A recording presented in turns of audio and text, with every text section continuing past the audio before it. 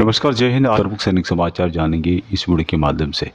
पहली खबर 8th पे कमीशन को लेकर के है कि 8th पे कमीशन 8वां वित्त आयोग के लागू होने में होगी देरी, और जहां पर जो बढ़ोतरी बताई गई है 30 से 40% तक बढ़ सकती है सेल।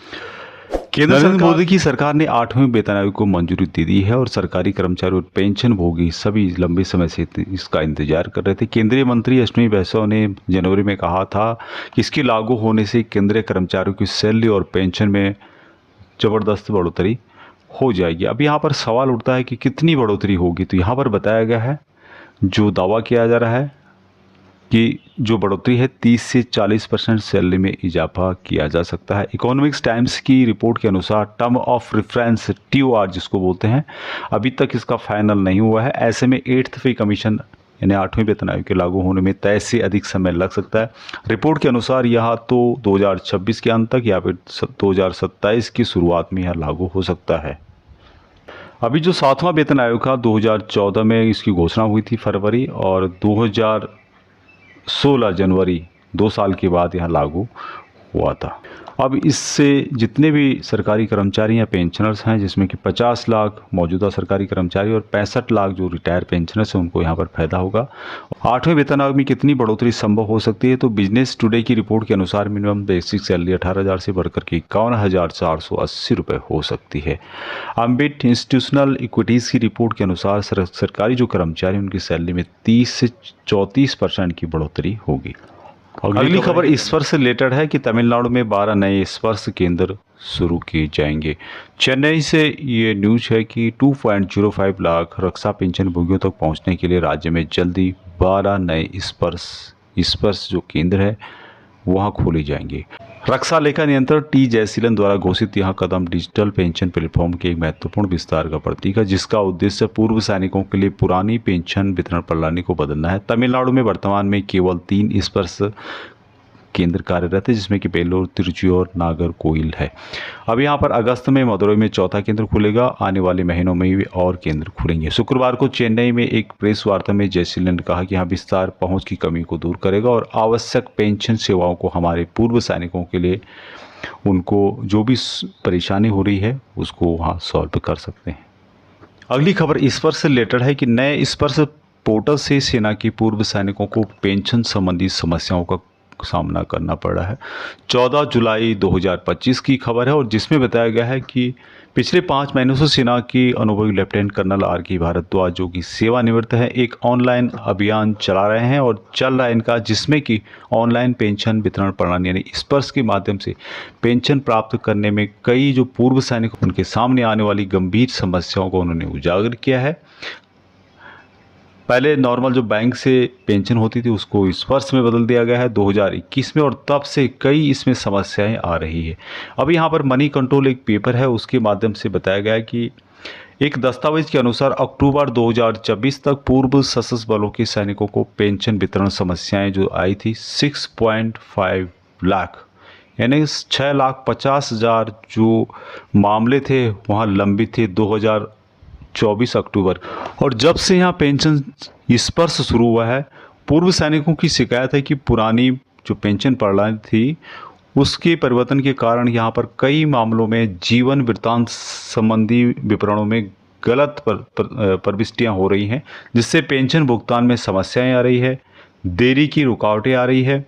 उनकी शिकायत है कि ऑनलाइन निवारण प्रणाली अनुत्तरदायी है, यानी कि वहाँ पे कोई उत्तर नहीं देता है, नेविगेट करने में मुश्किलें हैं। हमारी कोई समस्या है, हमने कंप्लेंट डाली है, उसको हम नेविगेट नहीं कर सकते कि वहाँ कहाँ तक पहुँचा है, क्या उसमें सुधार हुआ है, कब तक ठीक हो जाएगा। और कम इंटरनेट कनेक्टिविटी वाले दूर दराज के जो गांव में रहने वाले हैं पूर्व सैनिक, उनको गंभीर समस्याओं का यहाँ पे जो है सामना करना पड़ा है। तो जो स्पर्श है उसमें बहुत सुधार की ज़रूरत है, तभी जाके जो पूर्व सैनिक हैं, पुराने पेंशनर्स हैं, दिग्गज हैं, उनको फ़ायदा हो पाएगा। अगली खबर अग्निवीरों को लेकर के है कि 4 साल की सर्विस के बाद क्या करेंगे अग्निवीर। गृह मंत्रालय तैयार करेगा रोड मैप, केंद्र ने दी जिम्मेदारी। केंद्र की मोदी सरकार ने पूर्व अग्निवीरों के पुनर्वास और समन्वय की जिम्मेदारी गृह मंत्रालय को सौंप दी है, जिससे उनकी जिंदगी और प्रगति बेहतर हो सके। राष्ट्रपति द्रौपदी मुर्मू ने 16 जून 2024 से प्रभावी 381वें संशोधन के तहत इसे मंजूरी दी। अग्निवीरों का पहले बैच का कार्यकाल 2026 में समाप्त होने वाला है। अभी केंद्र सरकार ने पूर्व जो अग्निवीर हैं उन पर बड़ा फैसला लिया है। पूर्व अग्निवीरों को की रिहैबिलिटेशन और कोऑर्डिनेशन प्लान का हिस्सा गृह मंत्रालय को सौंपा गया है। राष्ट्रपति द्रौपदी मुर्मू ने भारत के संविधान के अनुच्छेद 77 की धारा 3 के तहत दिए गए शक्तियों का इस्तेमाल करके 1961 के कारोबार का आवंटन नियम में संशोधन को मंजूरी दी। यहाँ 381वां संशोधन है और 16 जून 2024 से प्रभाव में आया। इस संशोधन के अनुसार गृह मंत्रालय को पूर्व अग्निवीरों को राज्य विभाग के अंतर्गत उनकी प्रगति के लिए कोऑर्डिनेशन प्लान के लिए शामिल कर लिया गया है, जिसका उद्देश्य है कि पूर्व अग्निवीरों का भविष्य बेहतर करने में मदद मिले, उनको योजनाओं का लाभ दिया जा सके। अभी जो सारी बातें कही गई है उसका तो लाभ कब मिलेगा कब नहीं मिलेगा, लेकिन जो अग्निवीर है या तो उसको ख़त्म कर दिया जाए या जो भी उनको लाभ हैं वहाँ त्वरित दिए जाएँ, क्योंकि 2026 में उनका पहला बैच वापस आने वाला है। अगली खबर डीएसपी अकाउंट को लेकर के है। जो भी डिफेंस के जो सर्विंग सोल्जर्स हैं वह जब भी रिटायर आते हैं तो उनका सबसे पहला काम होना चाहिए कि अपना अकाउंट है डीएसपी पेंशन अकाउंट, उसको डीएसपी पेंशन गोल्ड पैकेज में आपको बदलना है, क्योंकि आपका पेंशन तो बैंक में आ रहा है, अच्छी बात है, स्पर्श के माध्यम से आ रहा है, लेकिन आपका जो पासबुक है उसमें मेंशन आपको करना होगा डीएसपी अकाउंट को, सर्विंग को डीएसपी पेंशन गोल्ड पैकेज के अंतर्गत। इसके संबंधित आप एक फॉर्म देख पा रहे, ये फॉर्म आपको भरना होगा। Request to convert my SP account into SP DSP pension gold package, और इसके बहुत सारे फाइनेंशियल लाभ हैं। वह सभी फाइनेंशियल जो बेनिफिट आपको तभी मिलेंगे जब आपका जो अकाउंट है वहाँ डीएसपी पेंशन अकाउंट में कन्वर्ट होगा। तो इससे संबंधित यदि किसी को फॉर्म चाहिए तो कमेंट करें, मैं आपको व्हाट्सएप और टेलीग्राम ग्रुप में प्रोवाइड करा दूंगा। अगली खबर, सेना का भगोड़ा बना घोटालेबाज, 150 रक्षा कर्मियों को इसने ठगा है। इसका नाम बताया गया है मदन है और 15 साल पहले सेना ने इसे भगोड़ा घोषित कर दिया था। इसने और सह निदेशक प्रमोद उपाध्याय और साथ में विनोद उपाध्याय ने मिलकर के कथित तौर पर जाली दस्तावेज और फर्जी रजिस्ट्री करके खरीदारों का शोषण किया है। यहाँ पे बताया गया है, लखनऊ से खबर है कि मोहनलालगंज पुलिस की एक टीम ने एचके इंफ्राविजन प्राइवेट लिमिटेड के संयुक्त निदेशक मदन राम को बलिया जिले से गिरफ्तार किया है।